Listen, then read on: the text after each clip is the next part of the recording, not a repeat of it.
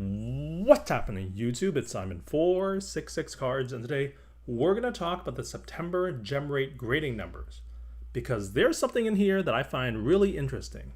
All eyes are going to be on SGC's decline as they transition to a boutique grading company. But there's something related to that I don't think anybody's really talking about that I noticed in the data. So let's just jump right into it. On your screen is the September grading numbers. But as we know, SGC mostly does sports. So let's jump to the sports page because there's something on this page and in some of the subsequent pages that I want to dig a little bit deeper into. Now, as we see, PSA is doing what they do. They're the juggernaut, and then the other three are scrambling for the remains. But if we take this data from GemRate and do some math, there's something that's really, really interesting. As you saw there, SGC got their numbers cut in half on the sports side, but there was a big jump in CGC sports graded cards. And Beckett, they were more or less flat. And if we add all of these three grading companies and the cards that they've graded up for August and September, what's interesting is that the total number is actually up 4%, which suggests that if you're a person that said, I refuse to submit to PSA, and I historically had submitted to SGC, those people are still not submitting to PSA. They're actually just moving their cards to be graded at other companies. And in this case, it seems to be mostly CGC. But let's dig in to the data even further because GemRate gives us more detailed data. They actually show the numbers by grader, by sport each month.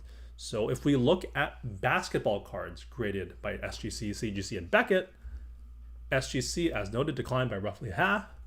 CGC increased by roughly double, and Beckett was essentially flat. And if we add all of these numbers up, what do we see? Basically flat from August to September for basketball. No change among the three companies that are below PSA. Interesting.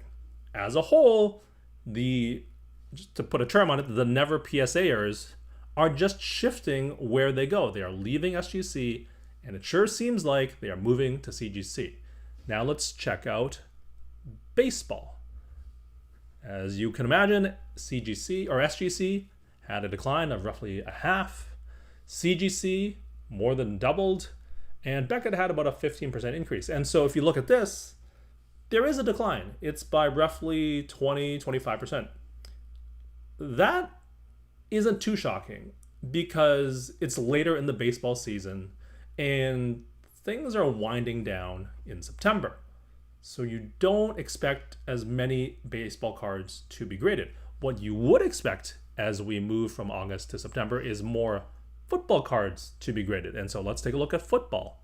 If we look at this, we see again SGC cut roughly in half. That's pretty consistent across all sports. CGC, look at that, almost a quadruple. And Beckett has a pretty decent, I'd say roughly 35% increase. And so if we add these numbers up, the cards graded by SGC, CGC, and Beckett for football from August to September actually increased by nearly 50%, right?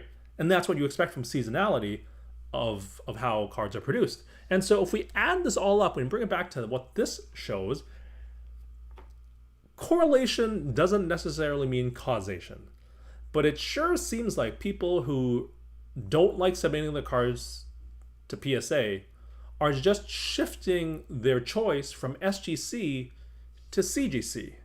And so that's something to keep in mind and something that I will be looking at in October, because if that's the case, that really speaks to the behavior of this group that I'm going to call the never PSAers. They're just shifting which option they're choosing. And so what does that mean on the secondary market for CGC cards? Does that mean that they get a bit of a bump as they are now the new chosen ones?